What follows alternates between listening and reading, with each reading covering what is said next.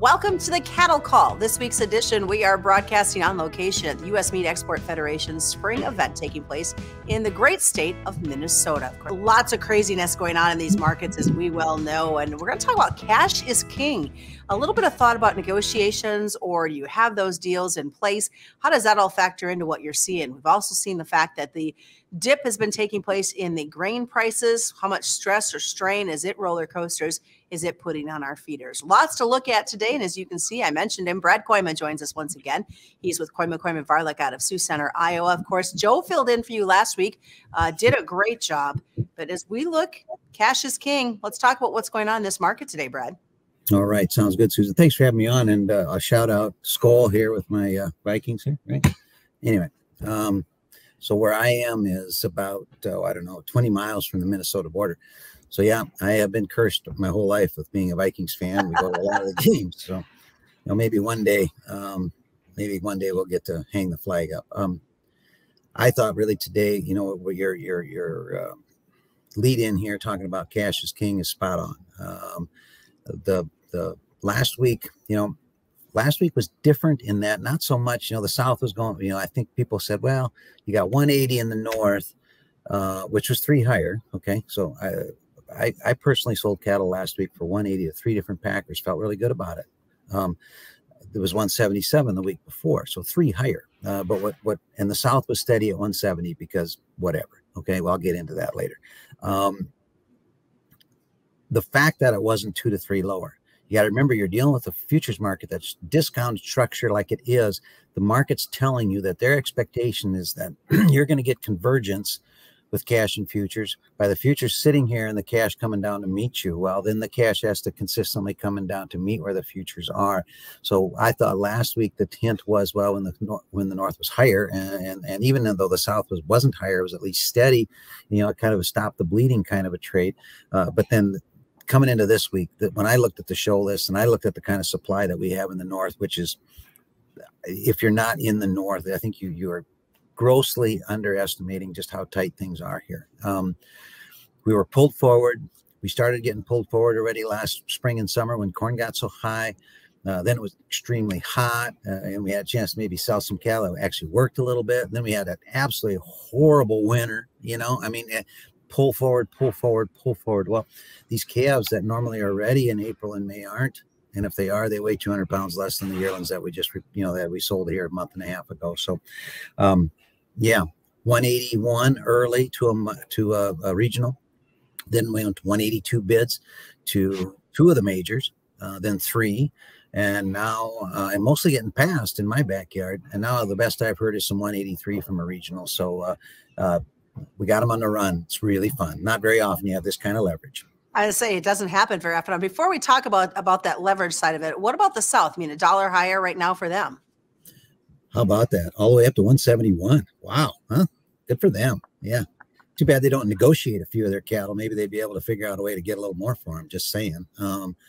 Yeah, they were 170, and I know I'm supposed to be polite, so I'll try. There was a little bit of 174 out of Kansas to go north to a regional, and they're gonna, somebody on there will say, yeah, well, it's supply, Brad. Yeah, sure. They've got a few more cattle than we do on a relative basis. But, to me, I still think anyone that believes that when you tighten that leverage a little bit, and when you get a packer or 2 that don't have that supply of captive supply cattle, turn-in cattle, call them what you want, and they have to actually participate in the market, certainly that's been black and white apparent here in the North this last several weeks. Well, you talk about that. Let's talk a little bit about the fact that negotiation and all that happens and the difference that we're seeing between the North and the South. From your perspective and the producers that you deal with on the North side, having these discussions on cattle prices obviously has got to be coming out better for them at this moment. Well, to me, if it's not apparent, and for some, of course, this is the fight I've taken to every level that'll stand still to listen to me for, 10 years, the need to maintain negotiated cattle. So no one's going to convince me that it doesn't make a difference. And I can appreciate that the line is very fine. How many does it take? The difference between too many and not enough is very, very thin line. If COVID didn't show you that, then if the Holcomb fire didn't show us that, You know, to me, do we have to negotiate all of these cattle? Of course not. Do we have to do 50%? No, I don't even think that's it. But there has to be, there's a sweet spot there where you have to keep the packer honest. And when he has to compete with each other, that's better for the producer. I'm not worried about the packer making a living. He's going to do just fine.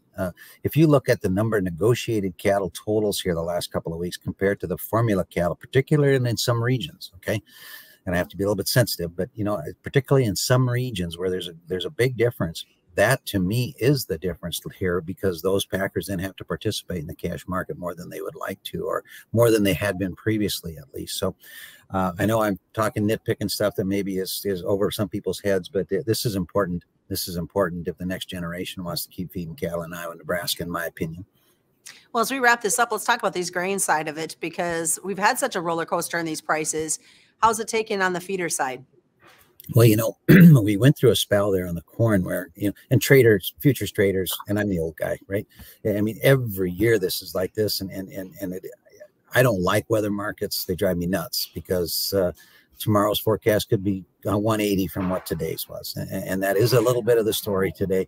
You know, a couple of days ago on Monday, we had the first less than ideal forecast. We'd gone through, what, 3-4 weeks there where, hey, we're going to get a window to plant, and then it's going to rain, and it's going to be, you know, everything's going to be balloons and rainbows, and everything's fine, right? And then Monday it was like, wait a minute, doesn't look like there's any rain in the forecast for parts of the Corn Belt, particularly the Eastern Corn Belt, for maybe 2 weeks or maybe even a little bit longer. And that's what triggered the rally. That hurt the feeder cattle there for a while, for sure. Now, like today's noon forecast, and there's about 4 different ones. Okay. So, but some of the ones that we follow, a couple of them anyway, all of a sudden back kind of that inflammatory forecast down a ways to saying, well, maybe there's a shot here in 10 days that we could actually see a front come through and pick up a little bit of moisture. So, you know, that took us way off the highs. Corn was up a couple in the new crop, but no runaway for sure. Lots of great things. We'll see what next break brings. Of course, hopefully folks will be hitting the grills this weekend.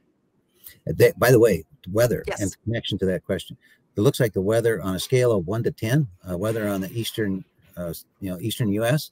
is going to be a 9. Let's go out there, grill a steak, lock and load, and we'll see if we can get this thing higher next week. All right, sounds good. We'll catch up with you next week. Sounds good.